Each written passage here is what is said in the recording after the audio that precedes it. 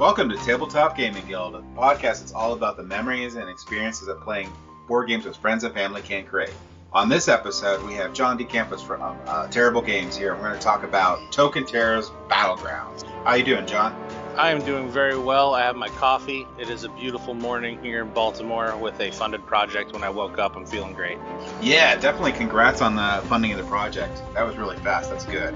Thank you, man. Thank you. Yeah, me and the team put in all the prep work we could. You know, it's been 3 years in the making for us to get that magic first day funding, sticker. They don't give you the sticker. I made it and put it on there, but you get the idea.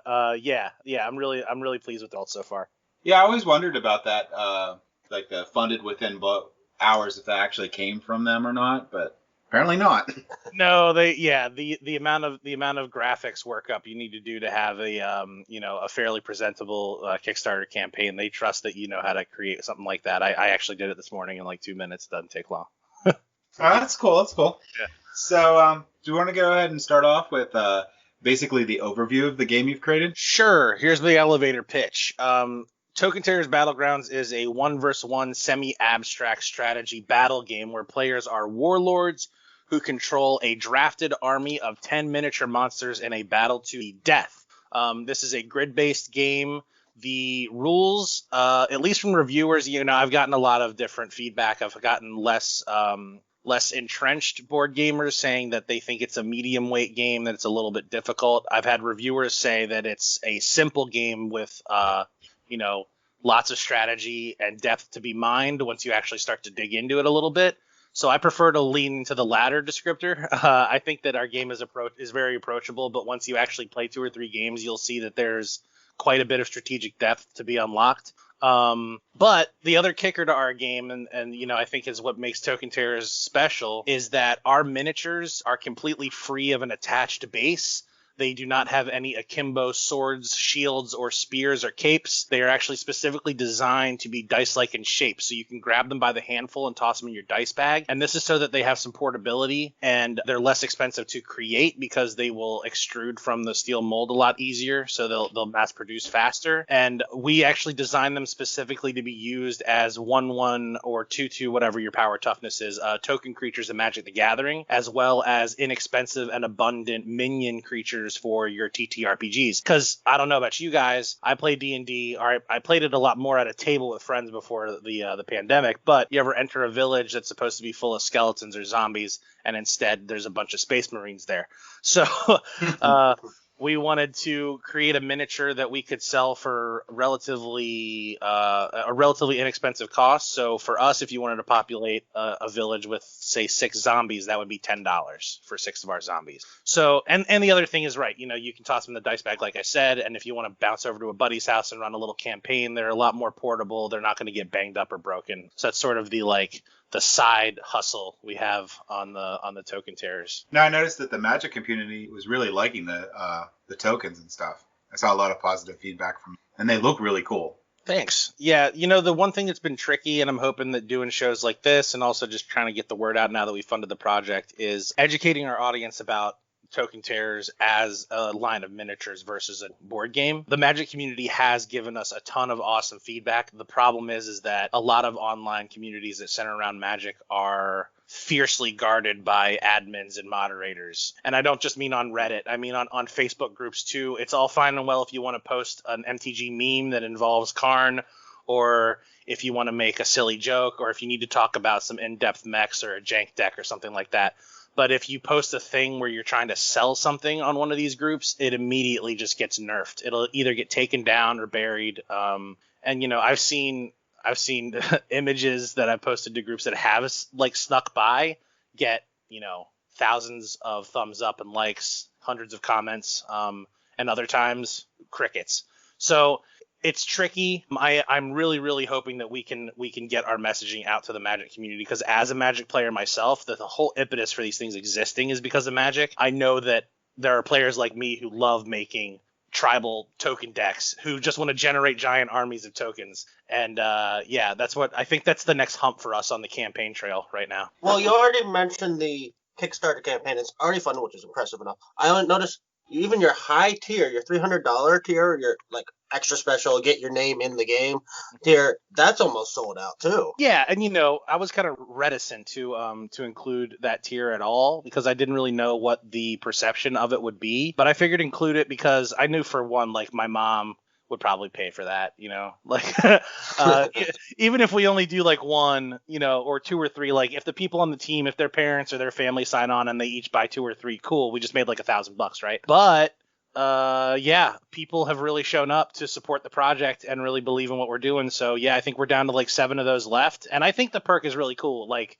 every game that we make will include 2 cemetery bags, which are canvas print 6x4 square bottom gusseted drawstring bags. So they're already going to be like a super premium cool gaming accessory because you'll be able to put all kinds of stuff in there that you can fit your whole hand inside, right? But there's going to be wraparound art that has a cemetery from the world of Token Terrors. It's called Toontown. It's like this giant cemetery, like this labyrinth-like cemetery, and you're going to get your name on a tombstone. So we call it the Opulent Obituary is the name of the tier.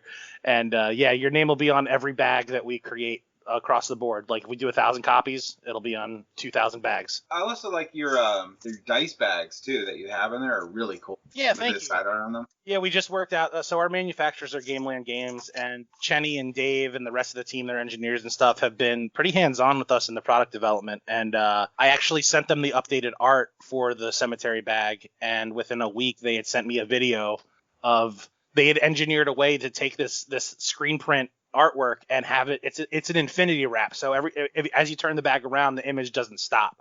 It just keeps going. And yeah, I'm just really pleased with the result. Yeah, I'm really excited about it. It looks really cool. I will say that back to your earlier comment about the difficulty of the game, it looks like the game is pretty easy to teach. So I think weight-wise it'd be lower, which is good because it's a good entry level. But then the extra strategy is just the added-on replayability and all the other cool stuff that you can add on to it. So I think it's a good balance. So it's easy to teach, but there's a lot of depth to it. Thanks. Yeah, and that's actually some feedback that we've gotten early on from people who have played the game a couple times through, is that you sort of look at maybe a possible issue that you would look at with something like a game like Magic as well, where if you take a seasoned player who has this totally gnarly, control deck or something, and sit them down with a new player who's playing a mono red goblin deck, it's the win to loss ratio for those two players is probably going to be pretty stark. And I would think with Token Terrors you might be looking at something similar, but I'm hoping that like that competitive drive that a lot of players have, once they have a couple losses, they'll maybe wrap their head around it and get a little bit more into trying to find their groove. That brings up another part, is that each of your factions have asymmetric powers, which I love. So I like the idea of having asymmetric powers in each of your thing. And how much, and I always like to ask, like, how difficult was it to balance all the asymmetric powers that you have, the factions that you had added in? Not too bad. The elves and the zombies and the flying machines probably did the most changing. The other 3 factions from the first season, their abilities remain mostly intact from the point of conception. Really, I think the broader concern for us was actually coming up with a combat system and just a system in general for Token Terrors that we know that there's some very hard rules that we can't break, or if we do break them, they need to be balanced in the way that they are more expensive or difficult to pull off. Because again, just coming from a Magic player's background, one of the funnest things I like to do is build a deck that is not only leaning heavily into theme, but also has a win condition that's just difficult to chase down. So we were trying to kind of look at doing something similar where, if you're good at the meat and potatoes mechanisms that are behind factions like the goblins or the soldiers, and you get a lot of wins that way, cool, you're having fun, you're winning games, this is all great. If you're trying to see a little bit more of a challenge, you can pair some factions together like the zombies and the flying machines, which are a little bit more technically nuanced. Because with the zombies especially, it's not really about what you're doing in the first 4 turns, it's what you're doing in the last 3 turns. Those guys are some late game upsetters that you basically need to get one of their abilities to happen once to give yourself an edge. If you can get it to happen twice in the game, you're probably just going to win. And that's their infectability that offsets the number of tokens that you have available as you get through the game, because it is a game of attrition. You're trying to just deplete all of your opponent's forces. Yeah, I really actually like, out of my favorite faction so far, I haven't played any of them, but my favorite faction so far is the flying machines, because they remind me of little ornithopters. Yeah, and that's you hit the nail on the head right there. As I mentioned, they are supposed to be token creatures. So the first introductory season is meant to specifically say, like, Hello, Magic the Gathering players. So here's the first 6 creatures are all what we consider to be the most highly ubiquitous tribes within Magic the Gathering. You know, goblins, elves, flying machines, etc. You had a key word there that I picked up on. You said first season. So I understand that you're planning to hopefully continue this and add more as you go. Spoiler alert! Yeah, absolutely. I mean, my vision is that we are basically the gaming world's like grid-based mini combat game. Like that's what I want. I want people getting, you know, battle block boosters of factions they don't already own and adding them to their collection. But yeah, season 1 is these 6 factions, and then, you know, obviously we just unlocked the Swamplands, so there's 7. It's a 7x7 grid, so we got to fill one of each square. We're gonna do 6 factions each season with 1 reskin of one of the factions, which I think next season what we'll do is we'll just leave it to a vote for our players and our backers. And we'll be like, hey, which one of these do you think we should turn into the 7th faction? Although I kind of have a plan to just make it the ghosts anyway, but we'll see. But yeah, season 2 is a bunch of other really cool creatures. We're rolling out a new mechanic called React token talents that happen as an interrupt. That'll be really cool. These factions are in playtesting on TTS now. They're a lot of fun. They do extend the game a little bit because of the React mechanic. But before we get to season 2, we're going to try, if, you know, obviously the campaign is funded as of now, but if we can come off of this campaign and bounce back in, you know, after we send out product a couple months afterwards, we want to do an expansion on season 1 that's going to feature token titans and tyrants. And so there's a core mechanic in our game called threat, where basically each member of your army, each faction member, a single goblin has a threat of 1. It's both its attack and defense score. So the idea will be that if a token takes up more than 1 square, for each square they occupy, they get that much bonus in threat. So a guy that takes up 2 squares will have a threat of 2. A guy that takes up 4 squares will have a threat of 4. And these are going to be our tyrants and titans. They're going to have these big faction-wide buff abilities. They're going to be like captains, basically. And we want to do an expansion where we're going to do 1 for each faction from season 1. So that'll be everything from a giant armor-covered battle frog to the Grave Liath, which is a living cemetery golem that has zombies coming out of his brain, and Wanda the Wyvern Watcher, which is like a human researcher who is living amongst the wyverns like Jane Goodall and can control them and feeds them fish. So like we're looking ahead. We have like a pretty long view on the the future of the company. We just got to get through this first Kickstarter, and hopefully we can knock it out of the park here. Yeah, one of the other things too that I've seen in the Kickstarter, I think, and I saw in your poster that you had is a comic book in line with it. Yeah, so I'm an illustrator. I've been doing freelance art for 5 years since my daughter was born. We'd realized pretty quickly after having our first kid that we could not afford to pay somebody $1,000 a month or a week or whatever it was to watch our kid for us while I went and made $7 an hour somewhere. So I decided to stay home and try to pursue being a freelance illustrator. So I've been doing that for a while, and I did the entire art package on our game. And as soon as COVID hit, my work sort of took a dive, and my partner, who was relegated to working at home but was still making her full salary, was just like, look, you should do something that you really want to do right now, because we're not spending any money and we're not going anywhere. So if you have some projects you want to do, go ahead. And I said, cool. And I started working on a comic for Token Terrors, with the idea being that every 4 days during the campaign, we're going to release 1 chapter of the Chronicles of Chaos. And each chapter will be a spotlight on one of the factions. It'll be not really an origin story, but more of like a spotlight on like a day in the life for one of them. Check back in the campaign in 2 more days and you'll see chapter 1. It's all about the flying machines and why they exist and what they do. Yeah, that's one I'm going to be, because I like those flying machines. So Dude, that'd be cool. Yeah, thanks. I don't know how it'll be perceived, but throughout the comic, there's a ton of Easter eggs about season 2 and the expansion, and all these characters start to sort of pop up. And I'm hoping that it just sort of turns a light bulb on in our backers. We're like, who's that little robot dude with the leather apron on? Why is that giant machine thing there? Like, what is all of this stuff? And we'll be like, help us fund the campaign, and we'll come back with the expansion. Yeah, that's an awesome idea. That's good. Thanks. Thank you. So you're building some lore as you go. So maybe at some point you'll have the lore equal to Magic the Gathering. Oh my gosh. I highly doubt that with, what, didn't they just celebrate their 25th anniversary last year or this year? Yeah. I mean, that's one of the things that I really love about Magic. I'm not one of those, me and my play group for Magic, we're not like the elite, I'm doing air quotes for anybody who's just listening here, elite players where we're trying to make these like super teched out decks that cost $100 and win every game. Like, I'll just build a deck that's like dinosaurs and pirates, like, and I really like doing Theme in the decks too. But yeah, I don't know if I would love to be able to breathe on the amount of lore that they have, but we have tried to inject quite a bit into Token Terrors. And like actually in that effort, we just recently started rolling out a new mech called Terrible Tactics. So this is going to be our first stretch goal at $20,000, and what it'll be is every game will get an additional 8 cards.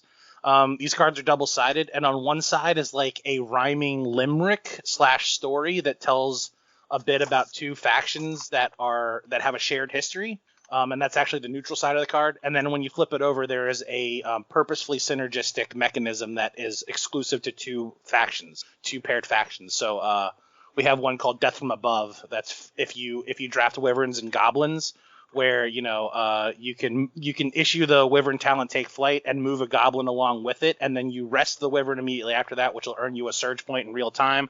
So basically, this Wyvern drops a Goblin in, and then you have an extra surge to do additional actions, and you can start wrecking people with your Goblin. But the story side of it was kind of the main concern because we wanted to give a little bit more flavor and some more story in the game.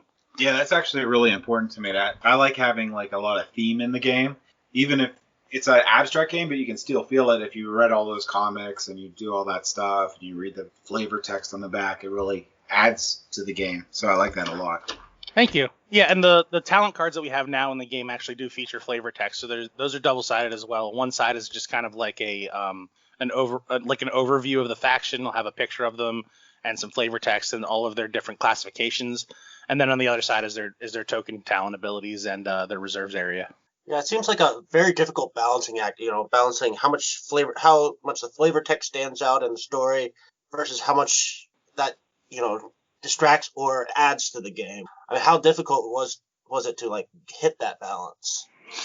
I mean, it's a work in progress right now. I'll be transparent here. I got a note early on from a reviewer where he said, I won't name names, but he said that the game was not deep. And then he gave the qualifier that what he meant by that is that the game did not feature much narrative depth. It did not have any story. I took a little bit of umbrage with that particular word choice because I think that we do have a lot of strategic depth and a lot of stuff to be mined in the game. However, he was spot on with the note that we did not have any story in the box.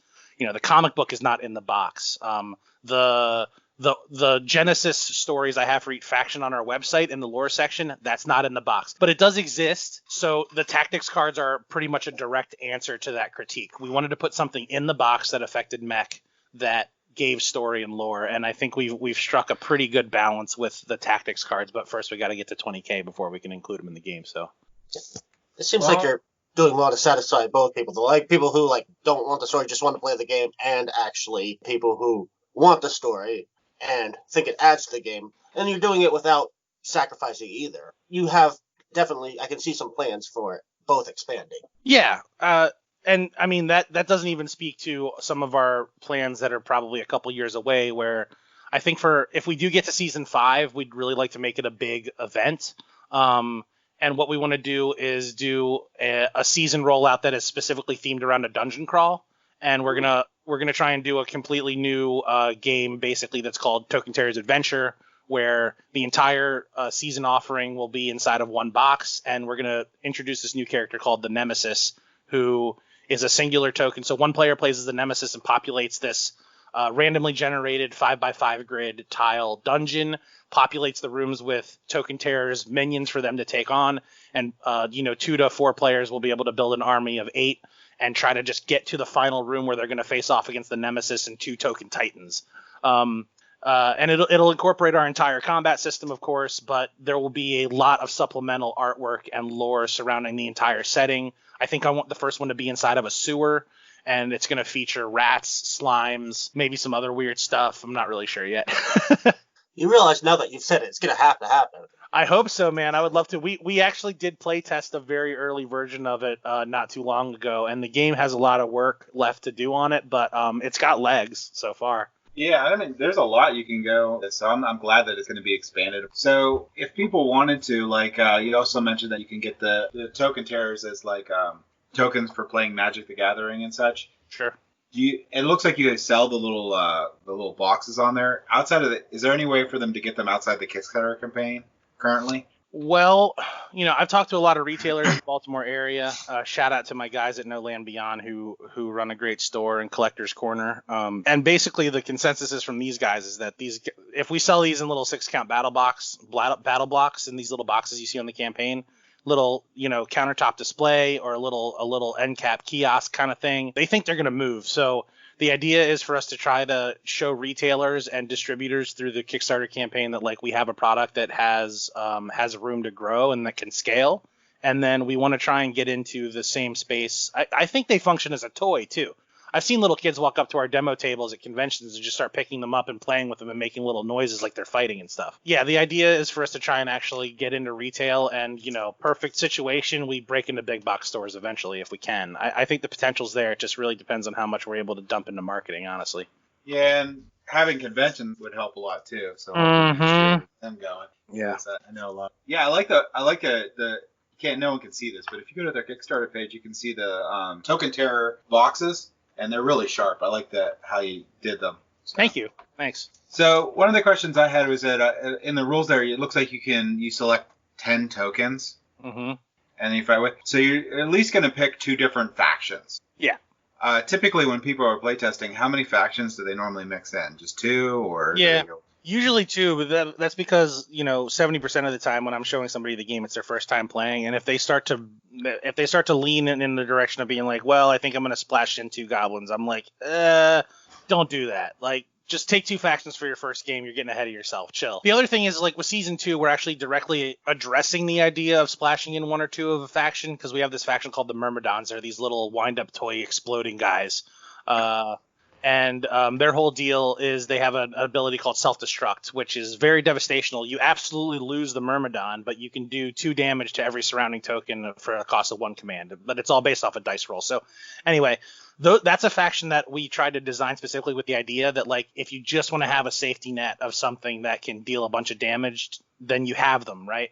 But typically, yeah, you're going to go 2 factions, 1 melee and 1 ranged. If you don't like your attacks being left to a die roll, which is what the ranged factions do, then you want to go double melee and just be prepared to mobilize and get into your opponent's face and take them out, as melee attacks cannot be evaded. But yeah, typically 2, but with the expansions coming out, we'd like to see people kind of tech out their build and get into the meta a little bit more and do custom builds that will really like explore our system a little bit more and maybe exploit it a little bit. Yeah, that also adds into a lot of the replayability too. Because it looks like even with the starting set, you have, 6 factions in there? Yeah. And that you can mix and match and do different combinations of it. And then your opponent would mix and match and do different combinations of it. So every game is probably going to be a completely different feel. Oh, yeah. And you also get completely different outcomes based on, every decision that's made throughout the game. I mean, I've had games like each player starts on their respective side of the board. But I've had games where the entire battle has completely shifted sides. Like, we're no longer fighting from my side or your side. Like, I'm now coming in on your side and you're on my side and we're fighting opposite direction, or they're going from left to right. Like, the whole battle swirls because our reinforcement mechanic, for lack of a better word, a lot of skirmish games have this thing where things always enter from a player's specific side of the board, like it's some sort of football game, right? With our game, when you bring in reserve forces, they enter on any unoccupied edge space. So you can create urgency against your opponent and kind of catch them off guard and be like, I'm teasing you with this guy over here and making you think that it's a problem. What that's actually going to make you do is split up your forces and move them in a direction that's going to make it so I can flank you. And you can get into some pretty strategically intense kind of situations dissecting those things. I've had a little bit of a problem with analysis paralysis with people who are first time gamers, but me and my co-designer Lucas, we can knock out a game at 18. You're gonna have that though, the analysis paralysis, especially with the abstract portion of the game, Sure. And how many, because I mean your moves really do matter a lot in the game. Mm-hmm. So yeah, if people are gonna have that, they're gonna have it. I typically don't, even if even if it costs me losing, but. Yeah, no, I'm with you. As my color identity in Magic is red-white, which is all about getting in there. Yeah. I was just gonna say, like, I was thinking red with the gray, but red white would be really good too. But yeah, I'm definitely always going to have probably red in there. Gonna rush in, and I don't care. I'm just gonna take you out. Well, and that's the thing too, is you'll notice in our opening scroll when we talk about, we try to do a little bit of world building on the Kickstarter campaign straight away. There's a bit of an origin story for who the players are supposed to imagine themselves as. So you're a warlord, which is basically a deity, like an immortal deity that was like, created at the dawn of creation, and they each have a color identity and a basic like essence, and red is chaos. So it's all about, aggression and crazy attacks. So, even through season 2, the red faction is going to be dragons, and they're just brutal, man. They're just crazy. I'm really excited about dragons. That'll be cool. Yeah, I think so too. We made them these chubby. They're kind of cute. All of our guys are kind of cute with like a little bit of an edge. We're sort of taking a page from the Japanese super deformed, vaguely chibi. I don't like to use the word chibi because they don't have big glossy eyeballs. We have sort of a style, but if you look at some of our promo materials, like the Green Goblins have boogers coming out of their nose. There's a popped eyeball in the zombie. There's something called the brain grave for the grave Goliath. So we kind of like that, early 90s, like gross out motif that, I'm sure, many of us grew up with. Oh, yeah. I didn't even think of that. But yeah, definitely. I can sure, see yeah. That now and then. Yeah, it's been a while. But yeah, I'm old. Yeah. I also saw them painted, too. They look really good painted. Thank you. Yeah, I have no idea how we communicate that to potential backers. But yeah, I've seen them. They've been painted a bunch of different ways by a handful of artists that I've paid over the course of our development, and I'm always really pleased with the results. I think they look great. Yeah, and anyone that likes painting can just do whatever they want with them too, which makes it really cool. They can actually make each of their units unique and stuff, so that's cool. Yeah, absolutely. I actually had a reviewer recently. His name is Louis. One of the last things he said before he closed out his video was like, "I can't wait to get my hands on some and paint them." And I was like, this is great, because that's social media gold right there. If we start having backers who are getting a hold of their army and doing a full custom paint job on the entire 36 tokens, man, like I just want to look at that. Like I would just love to see that. And I also love the fact that they don't have bases too. Because, makes it nice to paint them. Nice. Don't have to cut the base off or anything weird new one on. Oh, is that a thing that people do? Yeah. I just started getting into that, but a lot of times what ends up happening is it's hard to paint with the little basic, like if you ever play Mansions of Madness or anything like that, they're nice because they're detached, but other games like Descent or stuff, the bases are not that great and they warp and stuff, and they're hard to paint, so it's easier just to cut off the base, paint them, and then glue them onto a better base that you can do like terrain and stuff on the bottom. Sure. But I'm getting into liking the miniatures without bases, so I'm liking these ones a lot. The base, so I can just paint them up and flip them around and make them really neat. Yeah, thanks, man. I don't even. I'll be really interested to see what people do with the Tyrants and Titans, because they're just so much more. We have, as you scale up the size of the plastic, you can squeeze in more details, and you can do little cool Easter eggs inside. So, like with the Grave Goliath, if you look inside of his mouth, there's 2 zombies trying to like get out. Like between the like stone jaws of his mouth, there's like zombies trying to like force their way out. So yeah, it'll be cool to see what those guys look like after they get painted up. Yeah, that sounds really cool. Thanks. There's a lot of detail in these things. They're very small and they have a lot of detail. Yeah, they are the size of the dice. Yeah, they are. Yeah, there was something about that. The impetus for these existing again was a game of Magic where our board state was just absolutely cluttered with all these doodads and junk that were supposed to be representing token creatures. And I actually reached into my tray of dice and I found this little rubber pencil topper that was an orangutan wearing a fez cap, and he just sit directly on the table, and he was just sitting there, and I had like 3 or 4 of them lined up, and I was like, why is there not something like this for Magic? Why isn't there something that's just like a little dude you can pop out on the table for a 1/1 creature? And that's how this whole thing started. So you're at your you're working on your Terrible Tactics level, and then you have the comics book level at 25,000. So the battle books, you have 2 deluxe player interfaces with visual aids and reference guide, and a dice tray and point track.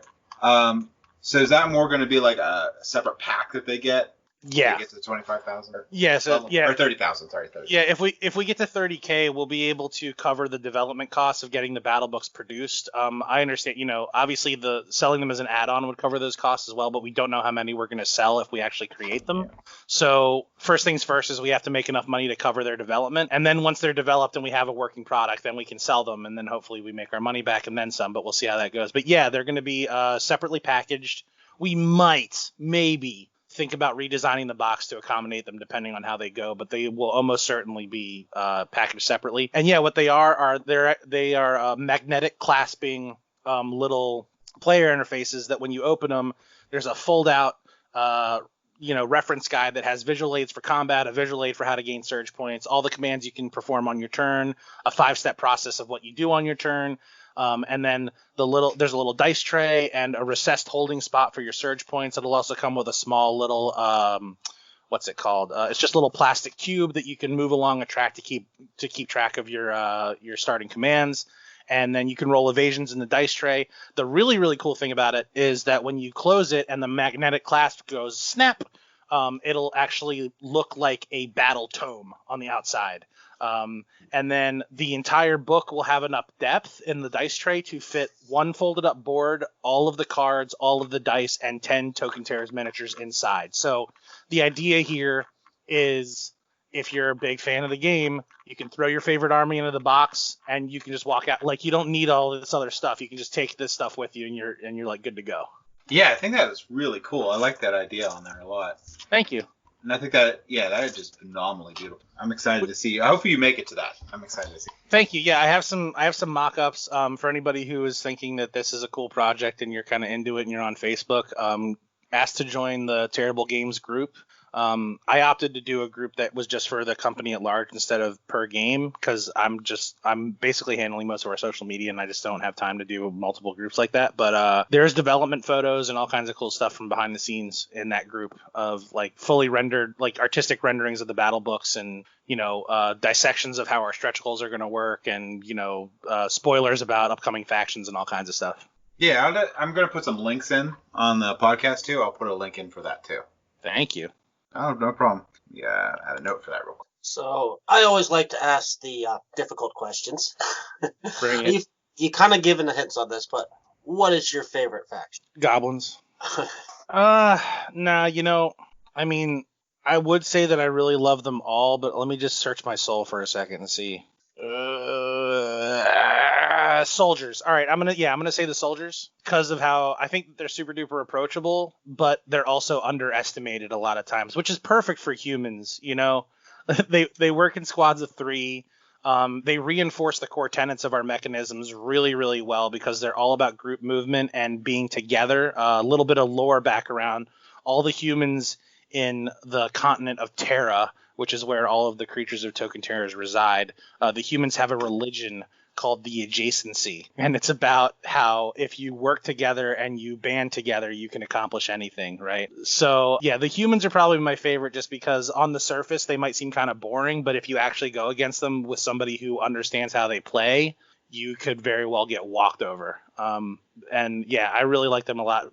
But goblins also, just because they were the first one that we actually created. They were one of the reasons that this whole thing exists is because I have a really loved goblin deck that generates, by turn 5, I'll usually have between 12 and 20 goblins out.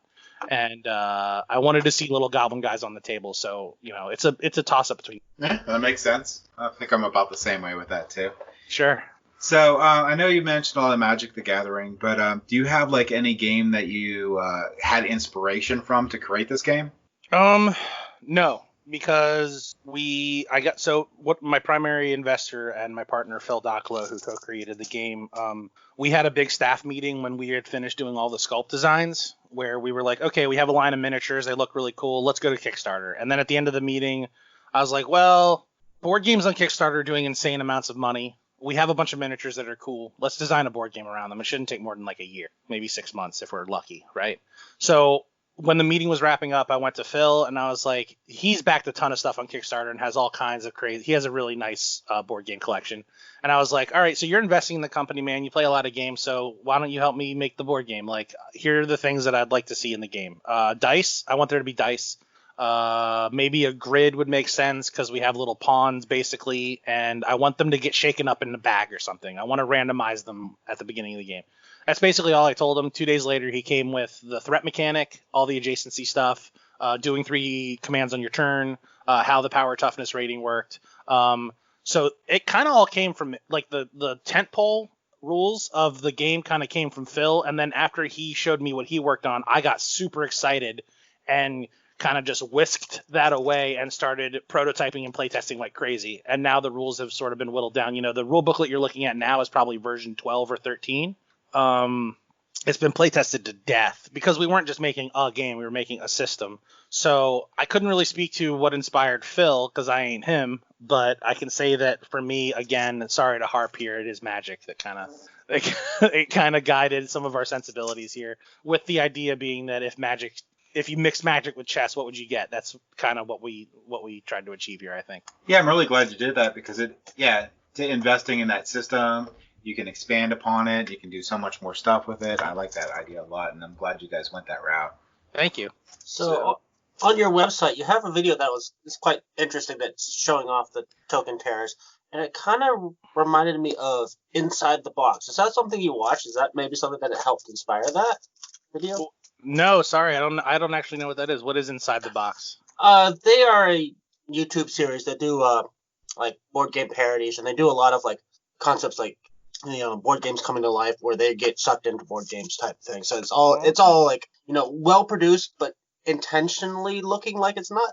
I don't know if you get what I mean. Yeah, I got you. So you're talking about our 2-minute spot kind of showing the tokens in use as Magic the Gathering tokens? Yes. Yeah, so funny story about that. Like, so you know what I was just describing where I said that like we had a big meeting with everybody who was working on the project and like we were set to release minis and we were like, oh, we'll make a board game, no big deal. That video was like 6 months of script development. I actually had a friend of mine who does professional script editing do a pass on it for us. I hired an editor for some money. It was not a small amount of money. My partner Tim Brocious did a whole bunch of stuff for pre-production and got all of his gear down there. I mean, we did the whole thing, like legit. I mean, there's 3D animation in the freaking thing. Mm-hmm. And we got through with the video, we posted it, and this is when the game was still like in its infant stage.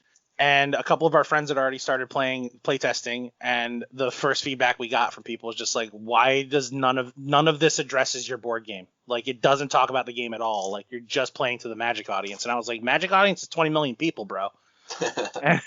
And he's like, yeah, but you're making a new board game. Like, what are you doing? And I was like, yeah, all right. So then we had to completely retool it. So I wouldn't say that video was like a waste by any means. I think it's a lot of fun and it does some stuff for us. But we just didn't end up using it for the campaign because everything kind of evolved. Well, in your campaign video, I really love the 80s hair metal style theme song. Thank you. Yeah, that's my buddy Michael Stetz. He does our music for us. I'm actually a musician too. I play guitar and drums in a number of bands here in Baltimore, but he's kind of a one-stop shop for little jingles and stingers and cool theme songs and stuff. Because like I don't have recording engineering experience because I can't do stuff on my own. But I've literally like recorded my voice on my phone and sent it to him as like this is an idea.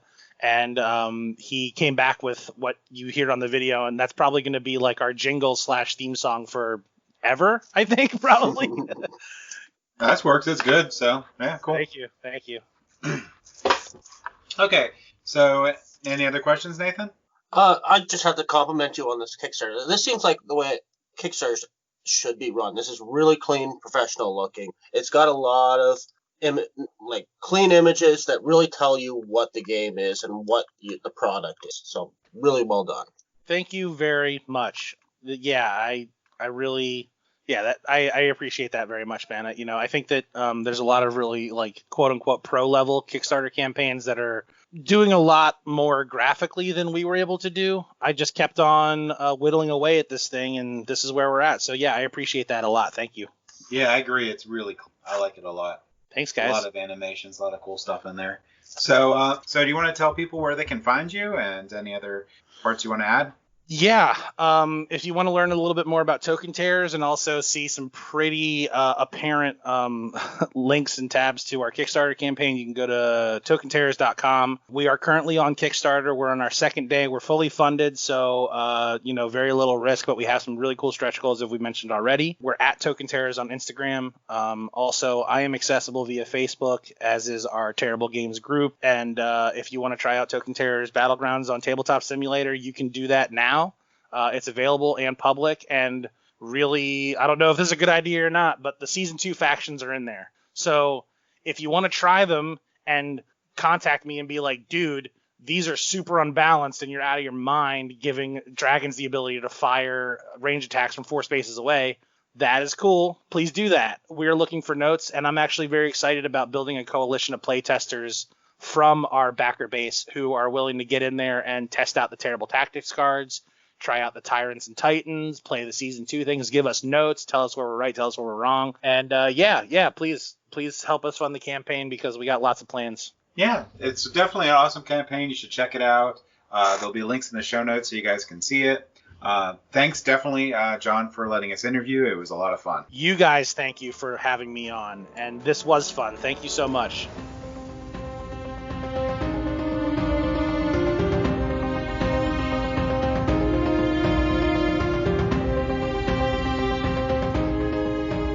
Thank you for listening. If you have any feedback for us, feel free to visit us on Facebook, Instagram, Twitter, or Board Game Geek Guild 2989, or our website at tabletopgamingguild.com. And don't forget to like, follow, and or subscribe. Tabletop Gaming Guild is a product of Tabletop Gaming Guild, LLC. All rights reserved.